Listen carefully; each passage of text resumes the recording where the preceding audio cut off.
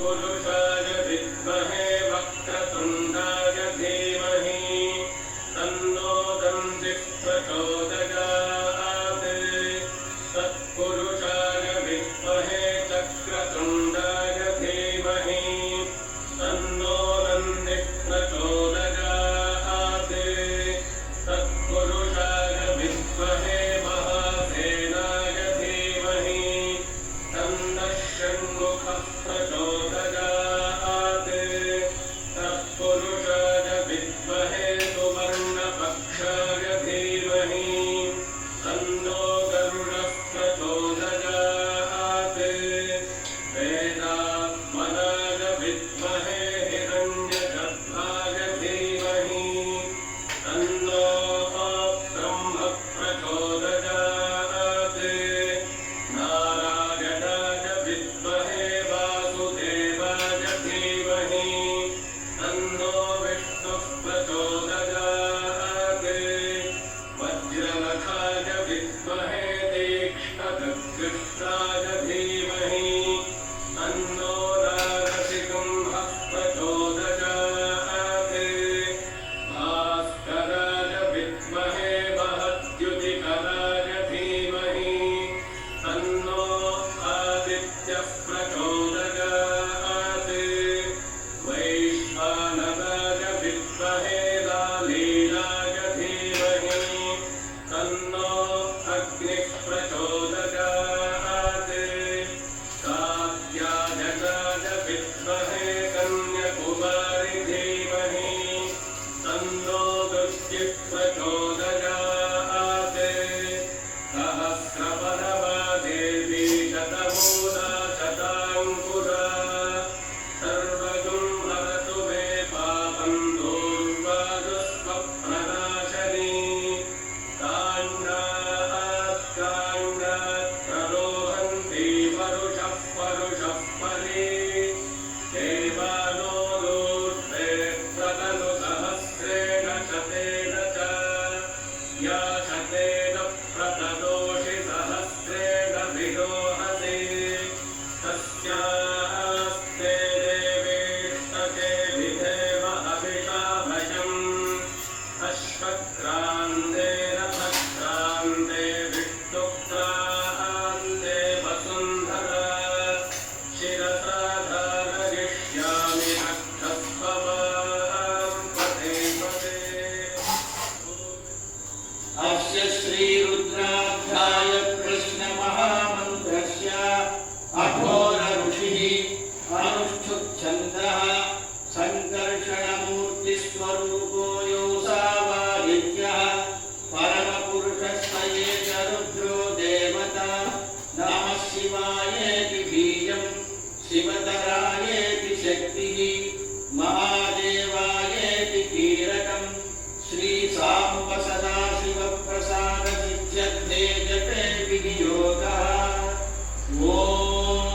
अग्निहोत्रात्मने अङ्गुष्ठाभ्यां नमः ॐ दर्शपूर्णमासात्मने तर्जनीभ्यां नमः ॐ चातुर्मास्यात्मने मध्यमाभ्यां नमः ॐ निरूढपशुबन्धात्मने अनामिकाभ्यां नमः ॐ ज्योतिष्ठोमात्मने कनिष्ठिकाभ्यां नमः ॐ सर्वब्रह्मात्मने करतलकरपृष्ठाभ्यां नमः ॐ अग्निहोत्रात्मने हृदयाय नमः ॐ दर्शपूर्णमासात्मने शिरसे स्वाहा ॐ चातुर्मास्यात्मने शिखायै वषट् ॐ निरूढपशुबन्धात्मने कवचाय हुम् ॐ ज्योतिष्ठो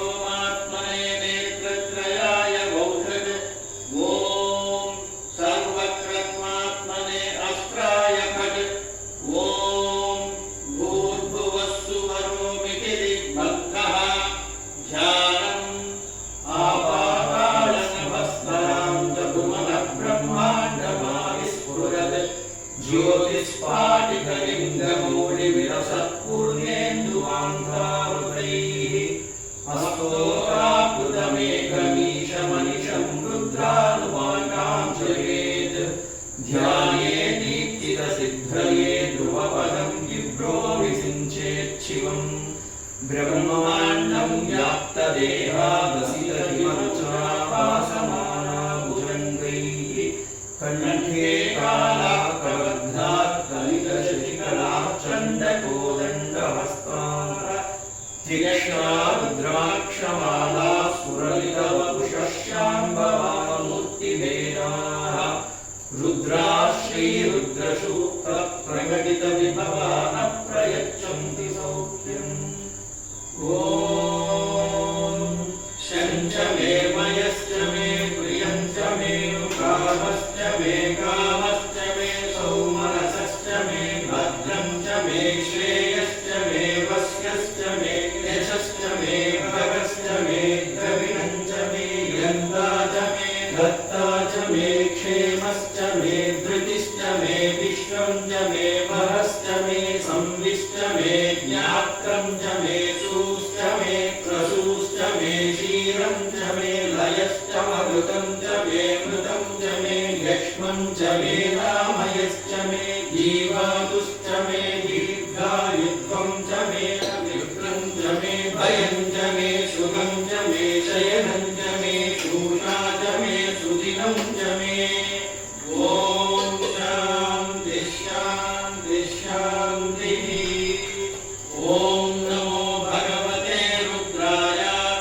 नमस्ते रुद्रमन्यमरुतो दहिषवे नमः। नमस्ते अस्तु धन्वने बाहुभ्यामुदते नमः। या दहिषु शिवतमा शिवं बभूव ते धनुः शिवा शरव्या या प्रभतया नो रुद्रमृडय या ते रुद्रशिवा तनूरघोरा पापकाशिनी तया नस्तनुभासन्तमया गिरिशं धाभिषणकशीः यामिषुं गिरिशन्धहस्ते विभर्षस्तवे शिवां गिरित्रतां कुरु मारिपुंसि पुरुषं जगत् शिवेन वटशाद्वा गिरिशाच्छावदामसि यथा नः सर्वमिज्जगदयक्ष्मगुं सुमना असत् अभ्यवोचदति भक्ता प्रथमो दैव्योऽभिषक् अगीतुश्च सर्वाः यन्मयं सर्वाश्च यातु धान्यः असव्यस्ताम्रो अरुणमुषभभृत्सु मङ्गलः ये चेमागुं रुद्रा अभिधो दिक्षुश्रिता सहस्रशोर्णि आगुं हेणयीमहे असव्यो वसर्पविनीलग्रीवो विलोहितः उदैनं गोपा अदृशन्नदृशन्मुद आर्यः उदैनं विश्वाभूतादिसदृष्टो मृडयादिनः नमो अस्तु नीलग्रीवाय सहस्राक्षाय मीदृशे अतो ये अस्य सत्त्वानोऽहं तेभ्यो करं नमः प्रमुञ्जधन्वनस्वमुभयोरात्रियोज्यां याश्च देहस्तविषभक्परातापगवो मम अवतद्यधनुष्वगुं सहस्राक्षशतेषु ते निशीर्य शल्यानां मुखा शिवो नः सुमनाभव विद्यन्तनुप्रवर्तिनो विशल्योपाढवागुम्बुध अनेशन्नस्येष आहुरस्य निषङ्गतिः या ते हेतिर्मीरुष्टमहस्ते बभूव वेदनुः तयास्मान् विश्वदक्ष्मयक्ष्मया परिभुज नमस्ते अस्वायुधाय नागताय धृष्णवे उभाभ्यामुदते नमो बाहुभ्यां नवधन्वने परिदेधन्वनो हेतिरस्मान् वृणक्तु विश्वदः अतो यशुविस्तवारे अस्मन्निगेहितम् नमस्ते अस्तु भगवन् विश्वेश्वराय महादेवाय त्रयम्बकाय त्रिपुरान्धकाय त्रिकाग्निकालाय कालाग्निरुद्राय नीलकण्ठाय मृत्युञ्जयाय सर्वेश्वराय सदाशिवाय श्रीमन्महादेवाय नमः। नमो हिरण्यबाहवे सेनान्ये दिशां जपतये नमो नमो वृक्षेभ्यो हरिकेशेभ्यः पशूनां पतये नमो नमः सस्पिञ्जराय द्विषीमते पतीनां नमो नमो भवृषाय विद्यागिनेर्नानां भवये नमो नमो अरिगेशायोगवीगिने पुष्टानां पदये नमो नमो भवस्य हेत्यै जगतां पदये नमो नमो रुद्रायाविने क्षेत्राणां पदये नमो नमः शूराय हन्त्याय वनानां पदये नमो नमो रोहिताय स्तपतये वृक्षाणां पदये नमो नमो मन्दिरे वाणिजाय कक्षाणां पदये नमो नमो भुवन्तये वाणिवस्मृताय औषधीनां पदये नमो नमः उच्चैर्गोणाय ग्रन्थय देवतीनां पदये नमो नमः कृत्स्नवीताय धावते सत्त्वनां पदये नमः नमः सहमानाय निव्याधिनीनां पदये नमो नमः ककुभाय निषङ्गिने स्त्रेणानां पदये नमो नमो निषङ्गिणैषुतिमते तस्कराणां पदये नमो नमो वञ्जते परिवञ्जते स्नायूनां पदये नमो नमो निचेरवे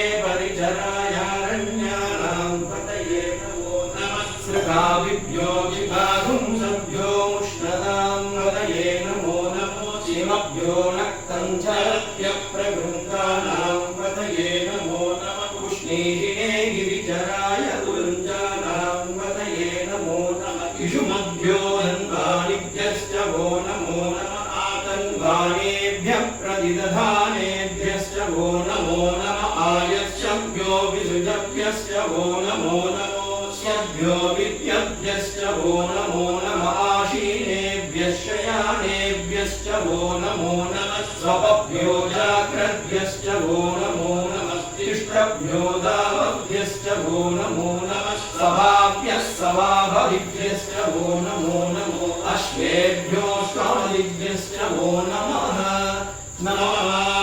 नमाभ्याधिनीभ्यो विविध्यन्धीभ्यश्च वो नमो नमः उपनाद्यस्तु शुम्भवीभ्यश्च वो नमो नमः वृक्षेभ्यो वृत्सवविभ्यश्च वो नमो नमो राधेभ्यो राधवविभ्यश्च वो नमो नमो गणेभ्यो गणवविभ्यश्च वो नमो नमो विरूपेभ्यो विश्वरूपेभ्यश्च वो नमो नमो महत्यरक्षुल्लभेभ्यश्च वो नमो नमो रतिभ्यो रथेभ्यश्च वो नमो नमो रथेभ्यो रथपतिभ्यश्च वो नमो नमः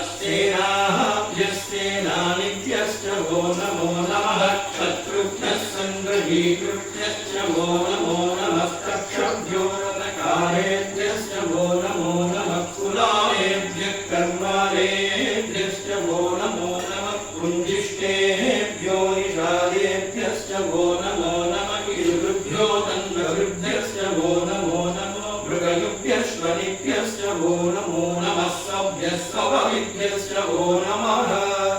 नमो भवाय च रुद्राय च नमः शर्वाय च पशुपतये च नमो नीलग्रीवाय च शितिकण्ठाय च नमः कपर्दिने च व्युक्तकेशाय च नमः सहस्राक्षाय च शतधन्वने च नमो गिरिशाय च शिविविष्टाय च नमो मीदुष्टमाय शेषुमते च नमो भस्वाय च वामनाय च नमो बृहते च वर्षीरसे च नमो वृद्धाय च संवृद्धने च नमो अग्र्याय च प्रथमाय च नमः आशवेशाधिराय च नमः शीघ्रियाय च शीघ्राय च नमोज्ञाय च वस्वन्याय च नमः स्रोतस्याय च द्वीप्याय च नमो ज्येष्ठाय च कनिष्ठाय च नमः पूर्वजाय च वरदाय च नमो मध्यमाय च वगल्भाय च नमो जगन्याय च पुत्न्याय च नमः श्लोक्याय च प्रतिसर्याय च नमो याम्याय च क्षेम्याय च नमो पूर्वन्याय च कल्याय च नमः स्तोत्याय च अवसान्याय च नमो वन्याय च वक्ष्याय च नमः श्रवाय च प्रतिश्रवाय च नमः आशुषेणाय चाचुरताय च नमः शूराय चावभिन्दते च नमो वर्मिणे च वरूदिने च नमो बिल्विने च कवचिने च नमः श्रुताय च श्रुतसेनाय नमो धुन्धुभ्याय च हनन्याय च नमो दृष्णवे च प्रभृषाय च दूताय च प्रगीताय च नमो तीक्ष्णेषये विजये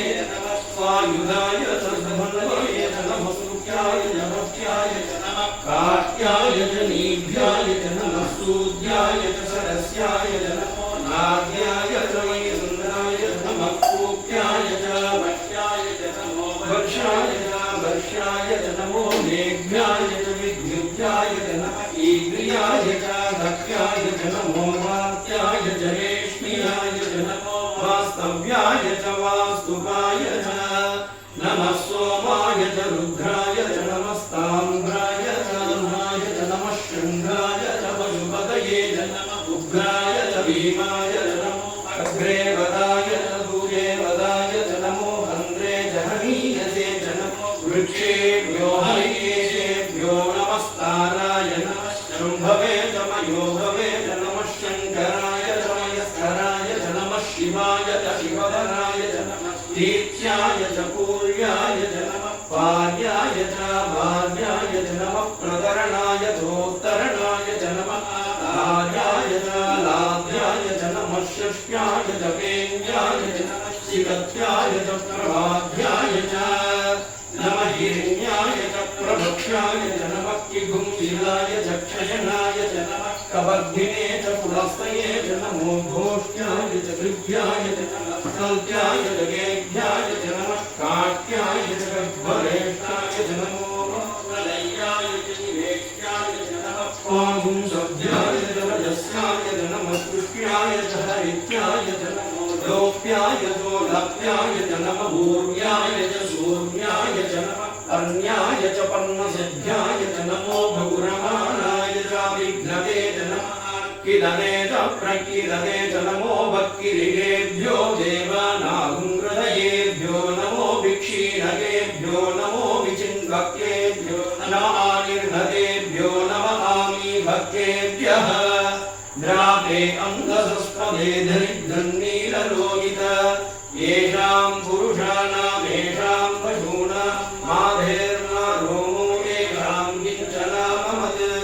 याधे रुद्रशिवा तनो शिवा विश्वारहेषजी शिवा रुद्रस्य वेषजी तया नो मृडजीवसे इमाहुं रुद्राय तवसे कपर्धिने क्षयद्वीराय प्रवरामहे मतिम् यदा नश्यमशद्विपदे चतुष्पदे विश्वं पुष्टं ग्रामे अस्मिन्नलातुरं मृडानो रुद्रोदनो मयस्कृतिक्षयद्वीराय नमसा विधेमते यश्चञ्चयोश्च मनुराजये विषादशस्य वतवरुद्रप्रणीतो मानो महान्तमुखमानो अर्भकं मानवुक्षन्तमुखमानौक्षितम् मानो वदे पितरं मोदमातरं क्रियामानस्तनुभो रुद्रमीरिषः मानस्तोकेतनये मानआयुष्मानो घोषमानो अश्येषु ईरिषः वीरान्मानो रुद्रभामितो वदे अविष्मन्तो नमसा विधेमते आराग्ने गोघ्न उदभूरुषघ्ने क्षयद्भीराय सुन्नमस्मेदे अस्तु रक्षा च नो अधिजये भ्रूग्यदाय नश्यर्म यच्छद्विहर्षाः सुमिश्रुरं गत्सततं युवानं मृगन्न भीममुपमस्तु मुग्रं मृडाधरित्रे रुद्रस्तवानो अन्यन्धे अस्मन्निभवन्तु सेनाः परियो रुद्रस्य हेतिर्वृणक्युपरिद्वेषस्य दुर्मदिरगायोः अवस्थिरा भगवस्यस्मनुष्वमेत्वस्तोकायतनयाय मृडय मेरुष्टमशिवतमशिवो न सुमना भव परमे वृक्ष आयुर्निधाय मृत्युपसान आचर विनाकं विघ्नदाघरी विगिरिधविलोभितनमस्ते अस्तु भगवः यास्ते सहस्रभुङ्गे तयोन्यमस्मन्निभवन्तु ताः सहस्राणि सहस्रता बाहुभोस्तव हेतयः सामीशानो भगवत्पराचीनामुखाकृति सहस्राणि सहस्रशो ये रुद्राधिभूम्याः तेषाहुं सहस्रयोजने वधन्वानि तन्मसि अस्मिन् महत्यन्नवेहिन्दरिक्षे भवाधि नीलग्रीवाशिखण्डा सर्वा अधः क्षमाचरा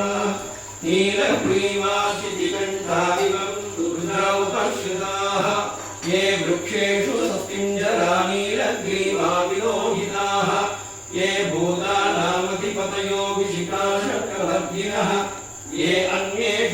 विध्यन्ति मात्रेषु विपदो जनान् ये पथाम्बतिरक्षयाय नृणायन्युतः ये दीर्घानि प्रचरन्ति सुखावन्तो निषङ्गिणः ययेतावन्तस्य भूयाहुंसस्य दिशो रुद्रागिरसिरे तेषा हुंसाश्रयोजने वधन्वानि जन्मसि नमो रुद्रेभ्यो ये पृथिव्यां ये अन्तरिक्षे ये दिव्ये श्रावन्तं वादो वरुषमिषभस्तेभ्यो दश प्राचेर्दश दक्षिणा दश प्रवीयेर्दशोदीचेर्दशोद्भास्तेभ्यो नमस्ते नो मृडयन्तु पेयं विष्णो यश्च नोद्धेष्टितं भोजं मे ददामि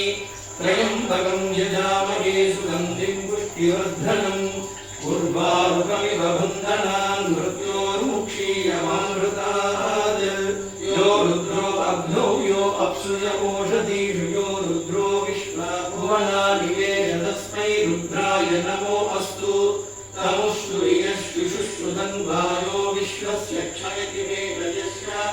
यक्ष्मामहेशो मनसाय रुद्रं नमो यद्देवमसुरं दुवस्य अयं मे हस्तो भगवान् अयं मे भगवत्तरः अयं मे विश्वभेषजो शिवाभिमर्शनः एते सहस्रमयुतं वाजा मृत्यो मत्यायनं पवे तान् यज्ञस्य मायया सर्वान् अभयजामहे मृत्यवे स्वाहा मृत्यवे स्वाहा ॐ नमो भगवते रुद्राय विष्णवे मृत्युर्मे पाहि प्राणानां गन्धिरसि रुद्रो आवियान्तकः तेनान्येनाभ्यायस्व नमो रुद्राय विष्णवे मृत्युर्मे पाहि मृत्युर्वायुर्वदताम् ॐ शान्ति शान्ति शान्तिः हरिः ॐ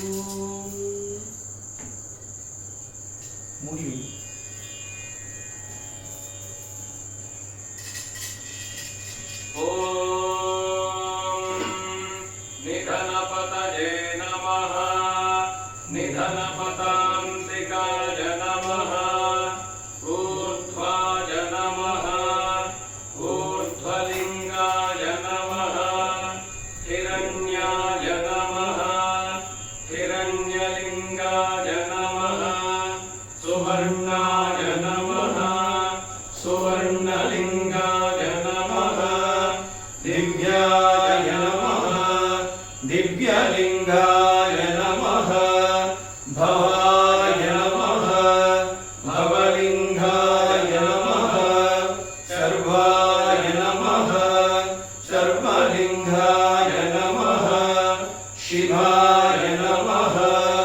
शिवलिङ्गाय नमः ज्वलाय नमः ज्वललिङ्गाय नमः आत्माय नमः आत्मलिङ्गाय नमः परमाय नमः परमलिङ्गाय नमः एतत् सोमस्य सूर्यस्य सर्वलिङ्गस्थापयति पाणिमन्त्रं पवित्रम् सद्यो जातं प्रपद्यामि सद्यो जाताय वै नमो नमः भवे भवेनाति भवे भवस्व माम् भवोद्भवाय नमः वामदेवाय नमो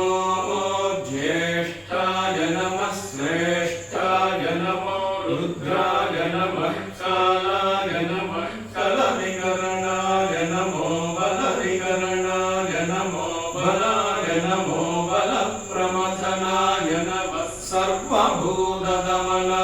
नमो मनोन्मनाय नमः अघोरेभ्यो सघोरेभ्यो घोरघोरनरेभ्यः सर्वेभ्यः सर्वसर्वेभ्यो नमस्ते अस्तु रुद्ररूपेभ्यः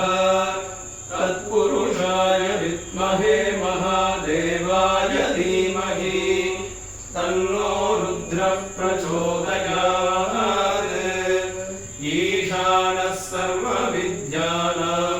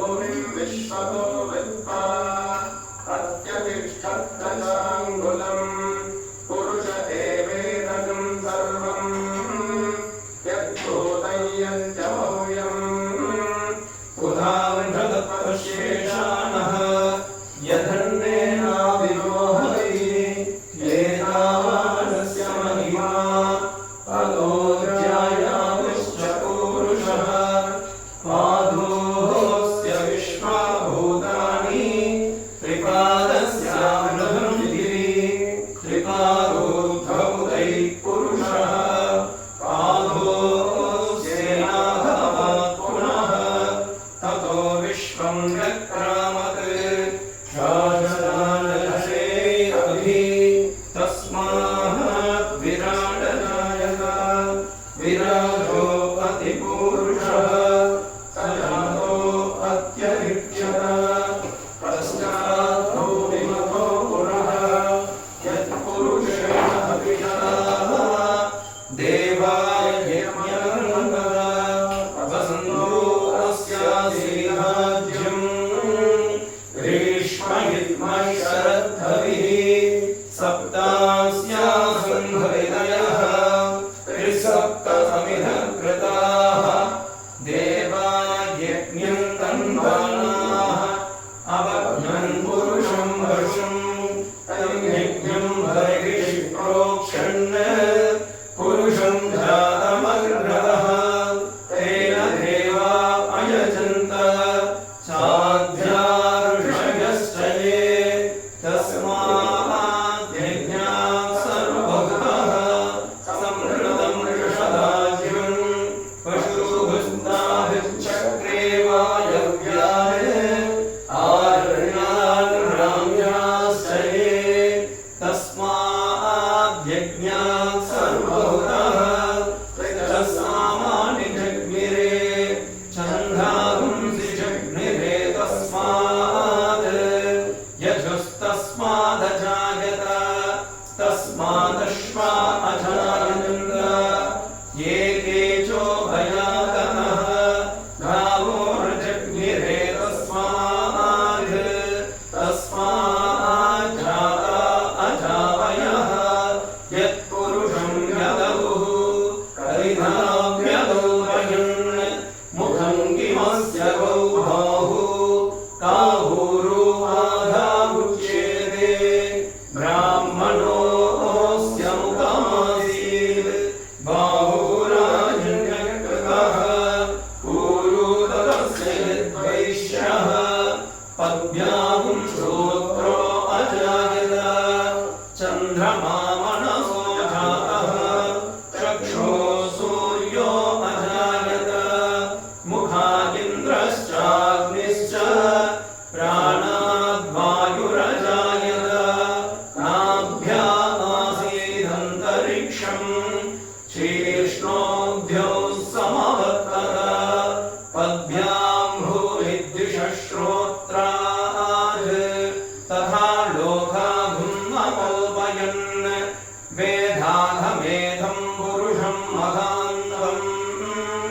आदित्यवर्णं तमसस्तु पारे सर्वाणि रूपाणि विचित्य धीरः नामानि कृत्वा विवदन् यदास्ते धाता पुरस्ताद्यनुजायहार शक्रप्रविद्वान् वर्षस्रतस्रः तमेवं विद्वानमृत इव भवति नान्यः पन्था विद्यते यज्ञेन यज्ञमयजन्त देवाः तानि धर्माणि प्रथमान्यासन् ते घनाघं महिमानः सचन्ते यत्र पूर्वे साध्याः सन्ति देवाः अभ्यस्वम्भूतपृथिव्यैरसाश्च विश्वकर्मणः समवर्तताधि तस्य त्वष्टाविदग्रूपमेधि तत्पुरुषस्य विश्वमाजागमग्रे वेदाघमेधं पुरुषं महान्तम् आदित्यवर्णं तमसत्परसाद् तमे